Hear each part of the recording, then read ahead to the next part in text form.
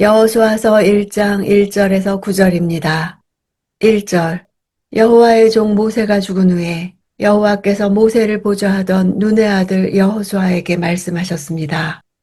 여호수아서는 모세의 죽음으로 시작하여 여호수아의 죽음으로 끝나는 구조로 되어 있습니다.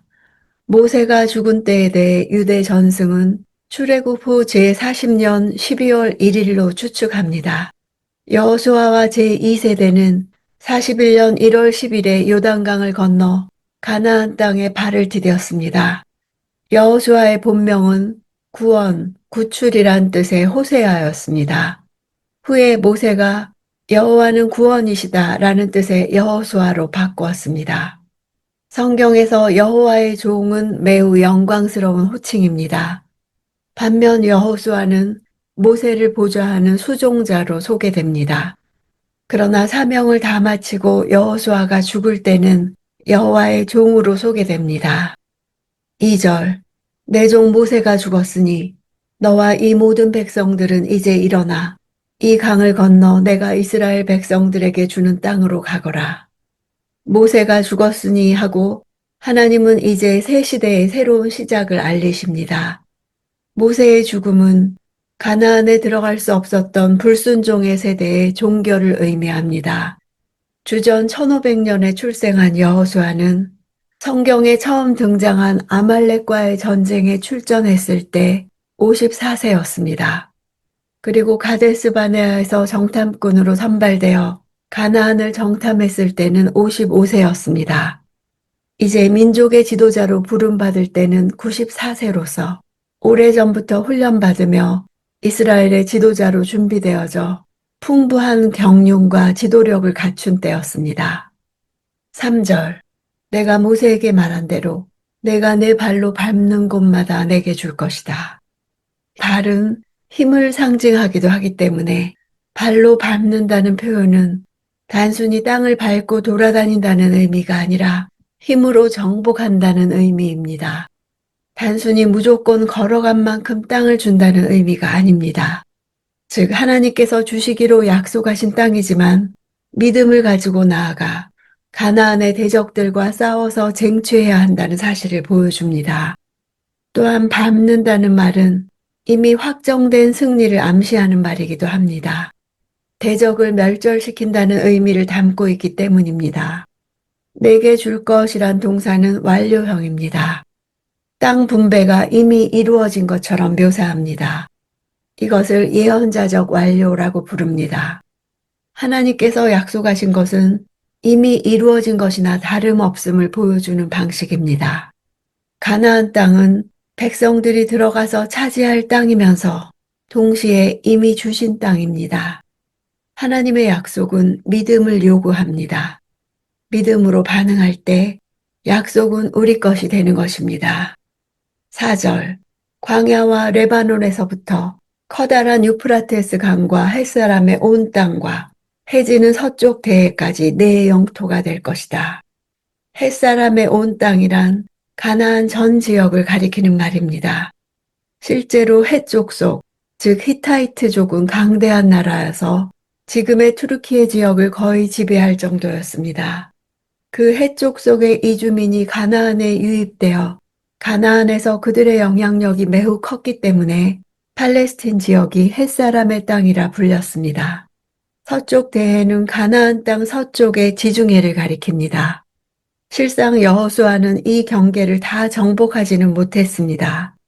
이스라엘 역사에서 그들의 영토가 이와 비슷하게 확장되었던 때는 다윗과 솔로몬에 이르는 시대뿐이었습니다.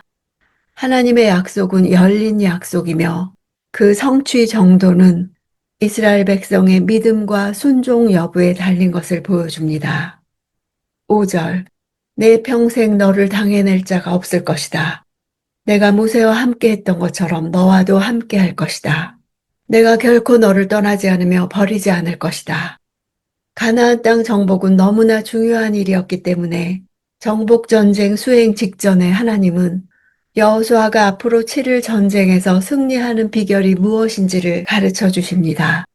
5절에서 9절은 교차 대칭 구조를 이루며 가운데 7, 8절에 율법을 충실하게 지키는 것이 하나님의 약속을 이루는 길이요. 가나안 땅에서 형통하게 사는 비결이라는 것을 강조합니다. 지금 가나안 땅 진입과 수많은 전투를 앞둔 상황이지만 하나님께서는 구체적인 전략이나 전술에 대해서는 언급하지 않습니다. 이것은 이스라엘의 승리가 군사력에 달려있지 않고 율법의 삶을 사느냐에 달려있다는 것을 말해주는 것입니다. 너와 함께 할 것이다. 버리지 않을 것이다. 이런 표현은 고대 근동에서 흔히 왕에게 그 민족의 신의 도움과 임재를 보장할 때 사용되곤 했습니다. 종주권 조약에서 종주국의 군주가 속국의 봉신을 버리고 떠나는 것은 조약 파기이며 그 결과는 심판과 저주였습니다. 여호수아는 이스라엘의 새로운 왕으로서 그분의 파송을 받는 봉신 역할을 하고 있습니다. 가나안 땅의 전쟁에서 승리의 보증수표는 하나님의 동행입니다. 앞으로 여호수아가 상대해야 하는 상대는 가나안의 7 족속입니다. 여호수아가 강하고 담대해야 하는 근거는 하나님께서 함께 하시기 때문입니다. 두려움을 극복하는 비결은 함께 계신 하나님을 바라보는 것입니다. 7, 8절 오직 마음을 강하게 먹고 큰 용기를 내어라. 내 종 모세가 내게 준 율법을 다 지켜라. 그것에서 돌이켜 좌우로 치우치지 마라. 그러면 내가 어디를 가든지 잘 될 것이다. 이 율법책이 내 입에서 떠나지 않게 하고 그것을 밤낮으로 묵상해 그 안에 기록된 모든 것을 지켜 행하여라. 그러면 내 길이 번창하고 성공하게 될 것이다. 5절에서 9절 가운데 이 구절이 하나님께서 하시고자 하는 주제의 말씀입니다.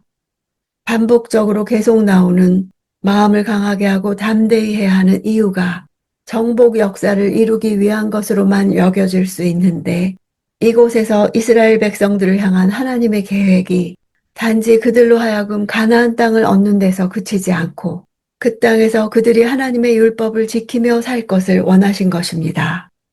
이는 여호수아가 하나님의 명령대로 마음을 강하게 하고 담대히 함으로 전쟁의 지도자로서 뿐만 아니라 더 근본적으로는 백성들이 하나님의 율법을 따라서 살도록 지도해야 할 영적인 지도자로서의 역할을 감당해야 한다는 사실을 보여줍니다. 여호수아와 이스라엘의 성공 여부는 그들이 얼마나 철저하게 율법을 지키느냐에 달린 것입니다. 묵상하는 행위는 율법을 내면화하는 작업입니다. 율법을 입으로 읽고 마음에 새겨 삶으로 실천하라는 것입니다. 하나님의 말씀이 내 생각과 삶을 지배하도록 말씀 앞에 나를 복종시키는 삶을 의미합니다. 그 결과는 형통한 인생으로 나타납니다. 번창하고 성공한다는 의미는 약속의 땅을 차지하고 그 땅에서 하나님의 축복을 누리는 삶을 사는 것입니다. 모세의 죽음은 새로운 시대의 시작을 알립니다. 가나안 땅은 하나님께서 이미 약속하신 땅으로 그 주권이 하나님께 있습니다. 이스라엘 백성들은 언약 백성의 자격으로 그 땅에서 살게 될 것입니다. 우리에게도 하나님은 말씀으로 약속을 주십니다. 하나님의 약속이기에 그 주권이 하나님께 있어 하나님께서 이루실 것입니다. 우리는 다만 하나님의 약속 안에 살면서 인도하시는 대로 한 걸음씩 순종하는 것입니다.